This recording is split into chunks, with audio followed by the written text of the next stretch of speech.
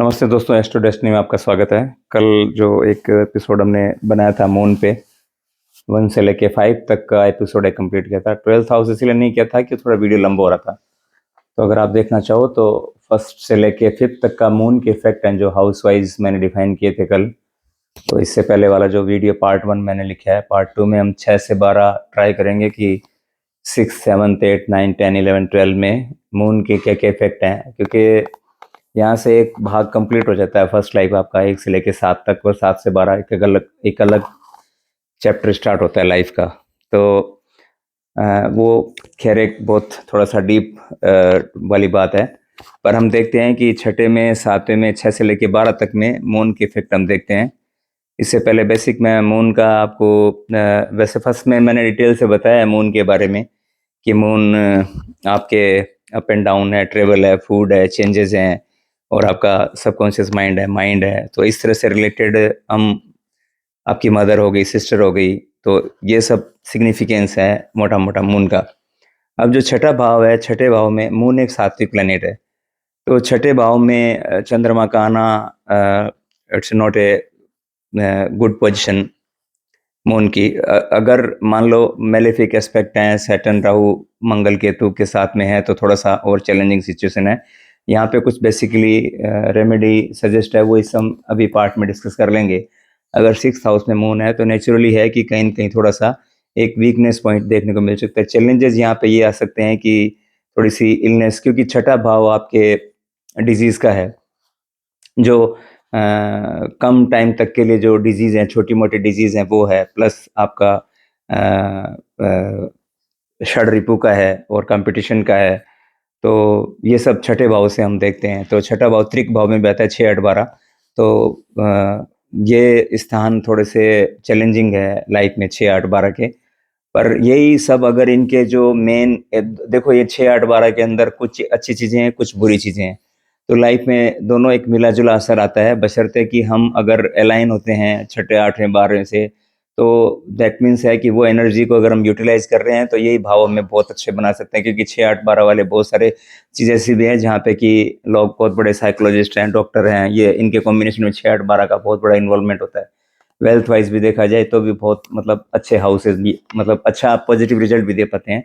लेकिन कहीं न कहीं अगर बशर्ते कि हम उस फील्ड में अलाइन हैं या उस चीज़ों को हम यूटिलाइज़ कर रहे हैं, दैट मीन्स है कि फिर थोड़ा-सा लाइफ में, तो नंबर फर्स्ट यहाँ पे पहला तो एक डिप्रेशन का एक टेंडेंसी आ जाता है पर्सन का। उसको एक डिसऑर्डर कह सकते हैं कि अगर मून 6th हाउस में है तो। क्योंकि ये जो बेसिकली अगर कालपुरुष का चार्ट आप देखें तो वर्गो साइन यहाँ पे आता है। तो वर्गो साइन है जो कन्या राशि है, वो बेसिकली रिप्रेजेंट करती है आपके हेल्थ रूटीन को, मेडिटेशन को। तो और जो आपकी ईटिंग हैबिट है उसको वर्गो साइन, तो ये मैंने कहा कि आपको कि अगर ये पर्सन जो 6th हाउस में मून है, अगर ये मान लो कोई डॉक्टर है या हीलर है, तो दैट मीन्स है कि वो उसको एक अच्छा यूटिलाइजेशन, वहाँ पे एक पॉजिटिव वे में उसका यूटिलाइजेशन हो रहा है अगर वो इन सेंटरों में काम करते हैं, लाइक योगा, प्राणायाम, मेडिटेशन, हीलिंग, डॉक्टर, या इनके कॉम्बिनेशन में अगर वो ऑलरेडी है, तो दैट मीन्स है कि वो वहाँ पे तो ठीक काम कर रहा है। अगर इन सब फील्ड में नहीं है तो फिर थोड़ा सा चैलेंजिंग सिचुएशन बनती है। फिर उनको ये चीज़ों की हम रिकमेंडेशन दी जाती है कि वो इन चीज़ों को ट्राई करना स्टार्ट करें, क्योंकि यहाँ पे थोड़ा सा एक डिप्रेशन की डिजीज के वो टेंडेंसी यहाँ पे बन जाती है। कॉन्फिडेंस थोड़ा सा कम होता है जिनका 6 हाउस में मून होता है, हमने देखा है। शाइनेस होती है, पूरे आराम से बात नहीं कर पाते हैं, पूरा खुल के बोल नहीं पाते हैं, और ये चीज़ इनके साथ ये रहती है। डाइजेस्टिव सिस्टम भी थोड़ा सा, क्योंकि जो 6th हाउस है, जो स्टमक का 5th हाउस हम स्टमक से देखते हैं, जो लोअर एब्डोमेन है जो आपका 6th हाउस है, तो उससे रिलेटेड भी प्रॉब्लम यहाँ पे, डाइजेशन सिस्टम को लेकर भी प्रॉब्लम यहाँ पे आ सकती है। अगर कोई बेनिफिक इन्फ्लुएंस नहीं है तो 6th हाउस में अगर बेनिफिक इन्फ्लुएंस है, दैट मीन्स है कि उन सब चीज़ों में कुछ कमी आएगी। अगर कोई बेनिफिक जुपिटर का, वीनस का, या इनका अगर मरकरी का इनका एस्पेक्ट अगर आ रहा है 6th हाउस पे, तो दैट मीन्स है कि उन सब चीज़ों में थोड़ी सी कमी आएगी। अदरवाइज थोड़ा सा हेल्थ चैलेंजेस के मामले में थोड़ा सा आपको प्रिकॉशन लेना पड़ेगा। अब एक ही मैंने देखा है कि अगर इनके लिए जो क्योंकि छठा भाव आपके रूटीन का भी है, ये रूटीन भी डिफाइन करता है। डिसिप्लिन हो गया, रूटीन हो गया कि आप टाइम पे जाते हैं, तो इन लोगों के लिए थोड़ा डिफिकल्ट होता है रूटीन को फॉलो करना। तो इनको खास हिदायत की, अगर आप ये रूटीन को फॉलो करते हैं, जैसे जो टाइम जो जिस एक शेड्यूल होता है टाइम का, एक उठने का या ऑफिस में जॉब पे जाने का, तो अगर ये रूटीन को फॉलो करते हैं तो भी मून कहीं ना कहीं बैलेंस होता है।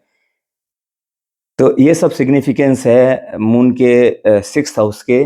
तो इनमें जो हेल्थ को चैलेंजेस है उनको जो ओवरकम करने के लिए, तो डेली रूटीन हो गया, मेडिटेशन हो गया, प्लस साइकोलॉजिस्ट हो गया, या इस तरह के जो जितने भी फील्ड हैं जो आपके मन को पीसफुल करने के, तो उन सब चीज़ों से, क्योंकि वर्गो साइन यहाँ पे आता है, तो उससे रिलेटेड अगर आप कनेक्ट रहते हैं तो दैट मीन्स है कि 6th हाउस की कुछ नेगेटिविटी इफेक्ट से हम बच सकते हैं, कि जो 6th हाउस का मून जिनका है। प्लस सैटर्न, राहु, मंगल, केतु अगर साथ में है तो फिर थोड़ा सा और प्रिकॉशन लेने का जरूरत है। Now we come to the 7th house. 7th house आपके स्पाउस का होता है, बिजनेस पार्टनर का है, ट्रेवल का है। ट्रेवल भी 7th हाउस से देखी जाती है। और आपके जो बिजनेस पार्टनर है, आपका स्पाउस है और आपकी मैरिड लाइफ है, ये सब 7th हाउस है। तो 7th हाउस में मून का वैसे पोजीशन यहाँ पे एक अच्छी प्लेसमेंट है मून की, क्योंकि ये लगन को भी देखता है। तो जो लगन के सिग्निफिकेंस हैं, लगन अगर लगन में मून है तो 7th को एक्सपेक्ट करता है, 7th में मून है तो लगन को एक्सपेक्ट करता है।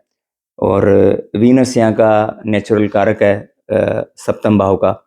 तो यहाँ पे जो, क्योंकि दो प्लेनेट हैं जो आपको नेम फेम या प्रोस्पेरिट, नेम फेम या जो प्रसिद्धि दिलाते हैं, सन और मून का बहुत बड़ा इन्वॉल्वमेंट है। क्योंकि जो हमारा कैबिनेट है जो प्लेनेट का, उस प्लेनेट कैबिनेट के अंदर हम सन को किंग मानते हैं, मून को क्वीन मानते हैं। तो मून से भी हम गवर्नमेंट जॉब या नेम फेम हम देख सकते हैं। तो 7th हाउस का मून है जो आपको काफी नेम फेम दे सकता है, अगर बिना किसी मेलेफिक के इन्फ्लुएंस में अगर मून आपका अकेला है। और तो आपको दैट मीन्स है कि आपको नेम फेम काफ़ी अच्छा मिल सकता है, रॉयल, क्योंकि ये भी रॉयल प्लेनेट है। तो और अगर मान लो ये एक्सोल्टेड है या अपने खुद के साइन में है, तो दैट मीन्स है कि बंदा जो होगा वो अपने जो स्पाउस के प्रति काफ़ी डिवोटेड होगा, और उसको लाइफ में जितने भी कंफर्ट्स, लग्जरी हैं, वो सब अवेलेबल होगी। और उनके साथ उनका जो स्पाउस के साथ अच्छा रिलेशन भी रहेगा, प्लस बिजनेस पार्टनरशिप भी यहाँ पे अच्छी चलेगी। और ये पर्सन काफ़ी डिप्लोमेटिक होगा, और ये पर्सन है ना जो दूसरों को काफ़ी अच्छे से अंडरस्टैंडिंग करते हैं, और ये रिलेशन में एक स्टेबिलिटी देता है मूल यहाँ पे, अलग लोगों के साथ में, प्लस स्पाउस के साथ में भी एक स्टेबिलिटी यहाँ पे डिफाइन होती है। अच्छा, एक आपको अच्छा पार्टनर यहाँ पे मिलता है अगर मून 7th हाउस में। रिलेशनशिप मैरिज के लिए हिसाब से बहुत बढ़िया है, और बिजनेस पार्टनरशिप के लिए बहुत अच्छा है। और आप कुछ जो, क्योंकि मून क्रिएटिविटी का कारक है, और तो 7th हाउस में भी आप जो कुछ इस तरह के जो रिलेशनशिप को डेवलप करने के लिए आप डिजाइनिंग, आर्टिस्टिक या बिजनेस में अगर आप ये सब चीज़ें इन्वॉल्व करते हो, तो दैट मीन्स है कि आपके लिए काफ़ी अच्छा रहेगा। अब जो 7th हाउस, जो 7th है वो 10th से 10th है, तो ये आपके प्रोफेशन को भी दिखाता है। क्योंकि अगर हम भावत भावम से देखेंगे तो 7th हाउस 10th से 10th पड़ता है। तो दैट मीन्स है कि यहाँ पर ये भी इम्पोर्ट एक्सपोर्ट भी आप इसमें, जैसे फील्ड जो है मेडिकल के हैं या नर्सिंग है, क्योंकि मून मेडिकल का, नर्सिंग का, नर्सिंग केयर के जो जो जॉब हैं, या इम्पोर्ट एक्सपोर्ट है ये, या सी से जुड़े हुए कोई भी काम है, वो आप, या फीमेल प्रोडक्ट हैं, या माइंड थेरेपिस्ट हो गए, आपके साइकोलॉजिस्ट हो गए, रेस्टोरेंट ओनर हो गए, और पब्लिक सर्वेंट हैं, तो ये सब मून रिप्रेजेंट करता है। इन सब अगर फील्ड में अगर आप रहते हो तो ये आपके लिए, प्रोफेशन के लिए अच्छा है। क्योंकि देखो 10 से 10 पड़ता है, ज़्यादा पावरफुल होता है। 10th हाउस से हम कर्म देखते हैं, लेकिन 7th हाउस 10 से भी 10 पड़ता है, तो उसकी डबल पावर होती है। बाकी ओवरऑल जो है कि जो 7th हाउस का मून है कि बशर्ते है कि अगर कोई सैटर्न के इन्फ्लुएंस में नहीं है, मंगल राहु के, तो सैटर्न या इनके साइन में नहीं है, कैप्रिकॉर्न के साइन में, एक्वेरियस के साइन में नहीं है, और अगर तो मतलब बेस्ट प्लेसमेंट है मून 7th हाउस की। Now we come to the 8th house. देखिए 8th हाउस थोड़ा सा चैलेंजिंग टास्क है। 8th हाउस सडन इवेंट्स का है आपका, कि लाइफ में जो भी घटनाएं होती है, कि जो अचानक से कोई चीज़ होता है, वो एट्थ हाउस देता है। लाइक जैसे एक तो सडन इवेंट्स हो गए, तो यहाँ पे मून जैसा एक सॉफ्ट और जेंटल प्लेनेट जब यहाँ पे आता है, तो वो इस तरह की घटनाओं को मून नहीं झेल सकता। मतलब कि जो इस तरह के जो चैलेंजेस हैं या इस तरह की जो घटनाएं, अगर यहीं पे मान लो मार्स, सैटर्न, राहु, केतु हैं, तो वो तो चलो जो घटनाएं तो वहां भी घटित होती है कि उन प्लेनेट के साथ भी, लेकिन मून जैसा प्लेनेट, एक सात्विक प्लेनेट जब एट्थ हाउस में आता है, इस तरह के जो एक कहते हैं ना कि इस तरह का जो एटमॉस्फेयर इन्वायरमेंट अगर उसको एट्थ हाउस का मिलता है, तो वो इन सब चीज़ों के लिए मतलब मून कैपेबल नहीं है इन सब चीज़ों को। तो यहाँ एक थोड़ा चैलेंजिंग टास्क बनता है। तो अगर बशर्ते कि अगर ये मान लो यहाँ पे भी वही छठे वाली प्रॉब्लम यहाँ भी आ सकती है, डिप्रेशन की, या एक साइकोसिस तरह का प्रश्न होता है, जो कि मतलब मून बेसिकली जो है एक माइंड से रिलेटेड चीज़ें हैं। तो ये लोग काफ़ी कुछ चीज़ें ऐसी स्टबर्न हो जाते हैं कई मामलों में ना, कुछ चीज़ें घटनाएं ऐसे करते हैं कि एक सामान्य इंसान एक नहीं कर सकता, जो एट्थ हाउस का मून जिस तरह के डिसीजन लेता है, जिस तरह की बात बोल देता है। तो और यहाँ पे काफ़ी अप एंड डाउन भी देखे गए हैं कि जिनका मून एट्थ हाउस में होता है तो उनकी लाइफ में काफ़ी अप एंड डाउन भी आते हैं। सेंसिटिव प्लेनेट चूँकि, और डिप्रेसिव टेंडेंसी भी यहाँ पे देता है, अप एंड डाउन भी आ सकते हैं, कुछ अचानक से कुछ ऐसी घटनाएं हो सकती है कि जिनके लिए पूरी तरह से प्रिपेयर नहीं है। लेकिन अगर आप ओकल्ट में आते हो और ओकल्ट के लिए, या अगर इन सब सब्जेक्ट से अगर आप जुड़ते हो, और क्योंकि एट्थ हाउस को ओकल्ट ही ऐसा एक सब्जेक्ट है जो इसको बैलेंस कर सकता है।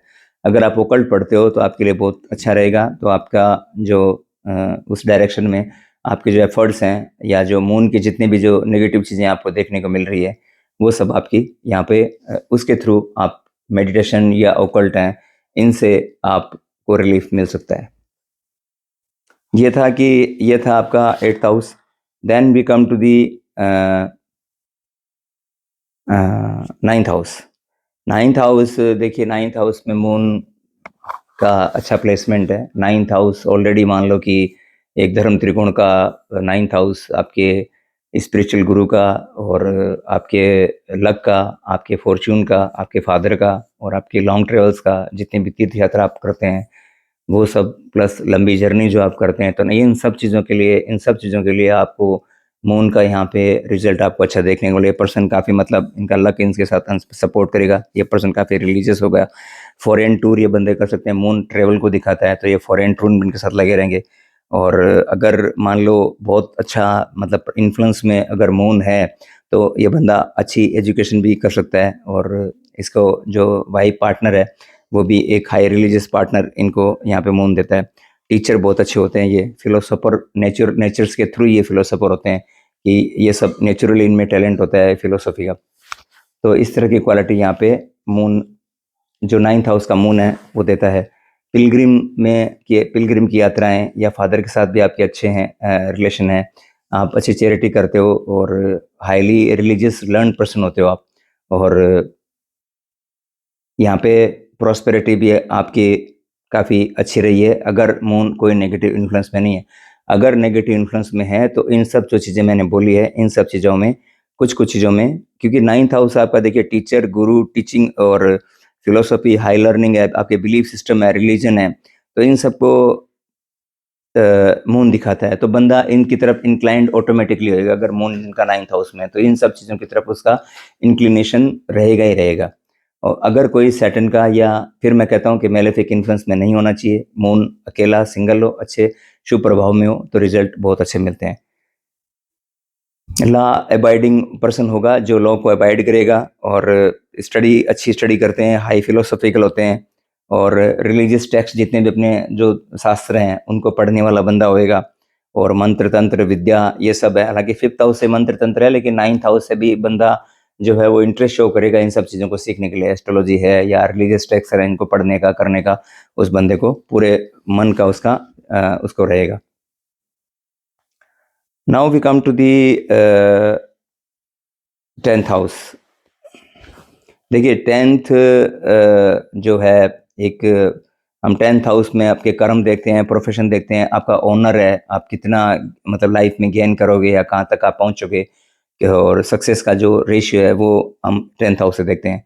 तो अगर मान लो अगर वेल प्लेस्ड मूल है, तो ये सब चीज़ों के लिए जो मून है आपकी, इन सब चीज़ों के जो है आप अच्छे कार्य करोगे, हाईली इंटेलिजेंट आप होगे और एक काइंड पर्सन होगे। क्योंकि यहाँ से जो 4th हाउस पे 7th एस्पेक्ट आ रहा है आपका मून का, तो जो 4th हाउस से रिलेटेड जो हमने बात करी थी पीछे जो 1 से 5 के हाउस में, तो वो सब चीज़ें जो हैं वो मून यहाँ पे दिलाने का कार्य करता है। जितने भी आपके अ अ, जो लैंड है, प्रॉपर्टी है या कन्वेंस है आपके, या आपका पीस ऑफ माइंड है, ये सब है। ये सब चीज़ों के लिए मून आपके लिए बेस्ट है कि अगर कोई नेगेटिव इन्फ्लुएंस में नहीं है। तो ये सब नेम फेम के लिए और ऑनर के लिए मून का 10th हाउस का प्लेसमेंट बहुत बढ़िया प्लेसमेंट है। Then we come to the 11th house. ये आप ज़रूर देख लीजिए कि मून आपका, देखिए मून की हम 2 तरह से देखते हैं, वैक्सिंग मून और एक आपका शुक्ल पक्ष का, एक कृष्ण पक्ष का। तो अगर मून की स्ट्रेंथ आप अपने देख लीजिए कि मून आपका कौन-सा है, कि जैसे बर्थ के टाइम में आपको पता लग जाएगा कि आपका कौन-सा है, मतलब कि किस शुक्ल पक्ष वाला मून है तो वो ज़्यादा पावरफुल होता है, और जो आपका कृष्ण पक्ष वाला मून है वो थोड़ा-सा वीक पोज़ीशन माना गया है। तो ये आप ज़रूर देख लीजिए, तो उससे आपको मून का स्ट्रेंथ आपको पता मिल जाएगा। अब देखते हैं हम, क्योंकि जो वैक्सिंग मून है वो बेनिफिक माना गया है, जो वैनिंग मून है वो थोड़ा-सा मेलेफिक को हम देखते हैं। और करियर में अप एंड डाउन यहाँ देखने को मिलेंगे। ये आपको मून का एक कैरेक्टर है कि मून, क्योंकि मून आपको मैंने बताया कि 2.5 दिन में एक राशि चेंज करता है, तो चेंजेस मून के साथ जुड़ जाते हैं। सेकंड हाउस में होगा तो वेल्थ को डिस्टर्ब कर देगा, और थर्ड हाउस होगा तो ट्रैवल ट्रैवल के अंदर आपको चेंजेस देखने को मिलेंगे। फोर्थ हाउस में आप प्रॉपर्टी, ये सब चीज़ें आप चेंज करते रहोगे। फिफ्थ हाउस में है तो आप एजुकेशन थोड़ा चेंज करोगे। तो इसी तरह से 10th हाउस में तो आपके प्रोफेशन में भी आपको अप एंड डाउन या चेंजेस आपको देखने को मिलेंगे। Now we come to the 11th house. 11th house well placed है यहाँ पे भी। ये जो है इस बंदे को मतलब इनकी जो मदर है वो काफ़ी रिलीजियस और स्पिरिचुअल होगी, और जो मदर है वो भी अ, सेम जो कैरेक्टर हैं नेटिव के साथ भी वो चीज़ें जुड़ जाएगी कि बंदा भी स्पिरिचुअल टाइप का होएगा और रिलीजियस वाला होगा। और चूँकि 11th हाउस लार्ज नेटवर्क को रिप्रेजेंट करता है, लार्ज ऑर्गेनाइज़ेशन है, तो यहाँ पे जो मून की कनेक्टिविटी है, तो वो उसको नए फ्रेंड बनाने में, नए ऑर्गेनाइज़ेशन कनेक्ट करने में, या नए नेटवर्क डेवलप करने में, एक नया कॉन्फिडेंस अच्छा गेन करता है। और ये काफ़ी कुछ अच्छा यहाँ पे सीखते भी हैं, और अ, यहाँ पे है कि ये इनका देखा 11th हाउस से मून में ना रेगुलर जो, क्योंकि फ्रेंड्स का भी होता है, पार्टी फंक्शन का, तो ये लगभग लगभग बहुत सारी पार्टी के अंदर ये लोग आपको देखने को मिलेंगे कि ये काफ़ी कुछ चीज़ मिस नहीं करेंगे। फंड रेज़र ऑर्गेनाइज़र जितने भी हैं आपके, है ना, उनमें भी मून 11th हाउस मून का इन्वॉल्वमेंट रहता है। तो ये सब इफ़ेक्ट हैं यहाँ पे, मतलब कि एक इनका सोशल नेटवर्क बहुत लार्ज होता है, और पीपल जितने आप लोगों के साथ कनेक्ट होएँगे, जितने ऑर्गेनाइज़ेशन कनेक्ट होंगे, उतना आपके लिए यहाँ पे बेनिफिट है। फ्रेंडली नेचर रहेगा, फ्रेंड के साथ भी आप ज़्यादा से ज़्यादा डेवलप करना चाहोगे, क्योंकि 11th हाउस आपका फ्रेंड का भी होता है। तो ये सिग्निफिकेंस है आपके 11th हाउस के। यहाँ पे अच्छा गेन आपको देखने को मिलेगा, क्योंकि आपकी विश फुलफिलमेंट का भी है जो 11th हाउस है। तो विश फुलफिलमेंट आपकी जो भी डिज़ायर आपकी, क्योंकि डिज़ायर का भी 11th हाउस होता है। तो ये चीज़ें सब आपको अच्छे से देखने को मिलेगी। 12th हाउस का मून थोड़ा-सा चैलेंजिंग पोज़ीशन होता है, और यहाँ पे आई साइट एक बंदे की वीक हो सकती है, क्योंकि जो आई साइट का प्रॉब्लम मून दे सकता है। अच्छा, मैरिड लाइफ में कुछ चैलेंजेस आ सकते हैं 12th हाउस का मून का, और कुछ मनी का भी लॉस हो सकता है। आपकी प्रेस्टीज को भी थोड़ा-सा इफ़ेक्ट आ सकता है। हेवी एक्सपेंडिचर और मून, क्योंकि देखो मून बहुत तेज़ी से चलने वाला है, तो एक्सपेंडिचर भी काफ़ी हद तक बढ़ा देता है। तो माइंड का जो स्टेट ऑफ माइंड है वो बिगड़ जाता है। तो और ड्रिंकिंग का भी हैबिट बंदे को लग सकता है। यहाँ पे स्लीप डिसऑर्डर आ सकता है। तो इनको इनको रिक्वायरमेंट है कि ये हीलिंग में या कोई स्पिरिचुअल एक्टिविटी में ज़रूर इन्वॉल्वमेंट लें, क्योंकि 12वां घर भी आपका साधना का है, 12वां घर लेट गो का है, तो कोई चीज़ों को आपको, इन सब चीज़ों से आपको कनेक्ट रहना है, इन सब चीज़ों से आपको जुड़ना है। क्योंकि अच्छा हाउस नहीं माना गया है, इनऑस्पिशियस हाउस है 12th हाउस, ये त्रिक भाव में काउंट करते हैं 6, 8, 12 को, ये हाउस अच्छे हाउस नहीं है। तो इनके सिग्निफिकेंस जो इनके जो आप ये मान सकते हो लाइफ के जो हमारे जो बेसिक चीज़ें हैं, मेडिटेशन है या हीलिंग है या योगा प्राणायाम ध्यान साधना, ये सब में अगर हम इन्वॉल्वमेंट रहते हैं तो दैट मीन्स अगर अच्छे प्लेनेट अगर इन घरों में हैं और इनसे रिलेटेड अगर हम कार्य करते हैं तो दैट मीन्स है कि हमारे को इतना नेगेटिविटी इफेक्ट हमारे को देखने को नहीं मिलेगा। तो ये मेरा मोटा मोटा 6 से 12 तक का मैंने आपको बताया। मेरा पहला वीडियो था आपका 1 से लेके 5 तक में, ये 6 से 12 तक है। मून हमारा कंप्लीट हो गया है, सन का मैंने ऑलरेडी डाल रखा है, सैटर्न का डाल रखा है। तो आप कमेंट करके बताइए कि ये कैसा कितना मैच करता है कितना नहीं करता है। बाकी हम नए मिलते हैं नए एपिसोड में नए प्लेनेट के साथ में। Thank you so much for watching. Thank you so much. जय श्री राम।